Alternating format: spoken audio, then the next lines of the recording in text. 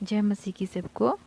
मैं सबके लिए सबसे पहले यही प्रेयर करती हूँ कि मेरे हर एक भाई बहन जितने भी जो मुझे सुन रहे हैं, जो मुझे देख रहे हैं, जो नए भी सुन रहे हैं, मैं सबके लिए यही दुआ करती हूँ कि परमेश्वर यीशु मसीह की पाक और पवित्र नाम में हर एक मेरा भाई बहन सुरक्षित रहे, हर एक मेरा भाई बहन ठीक रहे, मेरा परमेश्वर हर एक की रक्षा करे, हर एक पर अपना हाथ कृपा वाला हाथ बना के रखे। जैसे उसने मुझ पर अपने पाक कृपा वाला हाथ बना के रखा है, वैसे सब पे वो बना के रखे।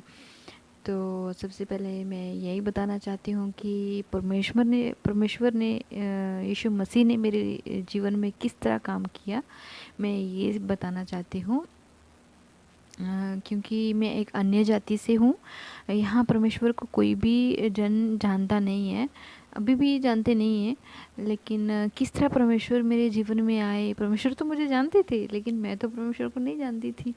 लेकिन फिर भी परमेश्वर मुझ तक कैसे अपना सुसमाचार पहुँचाया और कैसे मैं परमेश्वर में आई, मैं ये बताना चाहती हूँ। क्योंकि मेरे बहुत सारे भाई बहन ऐसे हैं जो भी अन्य जाति से होंगे, किस तरह परमेश्वर ने उनके जीवन को बदला और उन्होंने आके बताया कि मैं ऐसे था, मेरे जीवन में ऐसे ऐसे हुआ, ऐसे ऐसे परमेश्वर ने काम किया।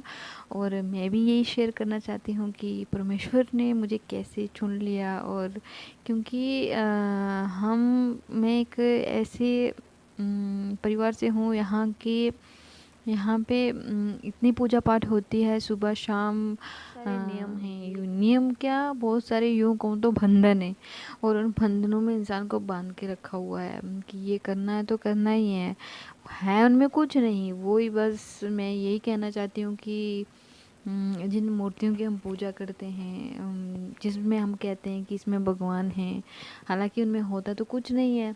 क्योंकि मैंने खुद वो किया है और मैं उनको देख देख के ना, कई बार उनकी सुंदरता को देख के इतना मतलब करती थी कि भगवान कितना सुंदर है सच में, कितना। क्योंकि उस टाइम इतनी उतनी बुद्धि नहीं थी, बहुत कम उम्र थी, तो यही सोचते थे कि यही भगवान है, भगवान ऐसे ही होते हैं।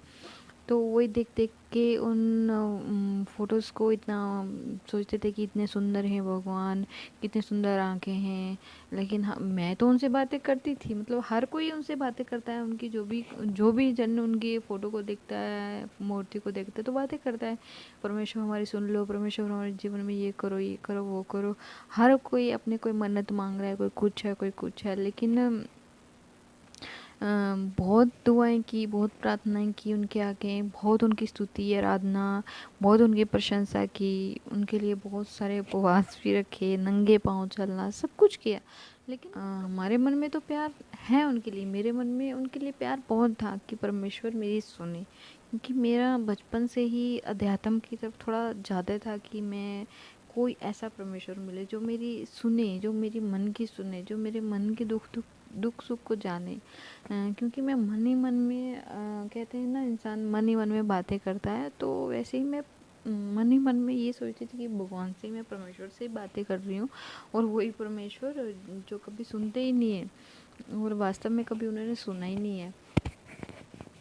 तो ऐसे करते करते मैं 9th क्लास में पढ़ती थी, तो हमारे घर में उस टाइम एक रेडियो हुआ करता था। तो उस पे ऐसा होता था कि द वॉइस एशिया करके एक चैनल था, तो वो चलता था उस टाइम, वो होता था 24 घंटे चलता रहता था। उसमें प्रभु का वचन शेयर किया जाता था और प्रेयर की जाती थी सबके लिए, 24 घंटे वो चलता था। तो मैं ऐसे ही सुनते सुनते, उस टाइम क्या, उसमें तो सॉन्ग्स वगैरह ही चलते थे, तो हम उसी के लिए सुनते थे। तो वो हमको इतने अच्छे लगते थे कि हम बस वही सुनते रहे, नए नए आते थे। तो वैसा ही उस टाइम बुद्धि उतनी तो थी नहीं, बचपन था।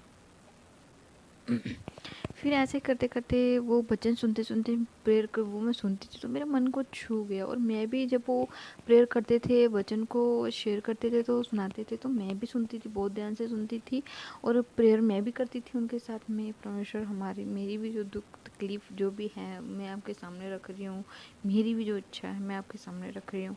तो ऐसे करके करते करते मैं भी करती थी और ऐसे करते करते मेरा बढ़ता गया। ऐसे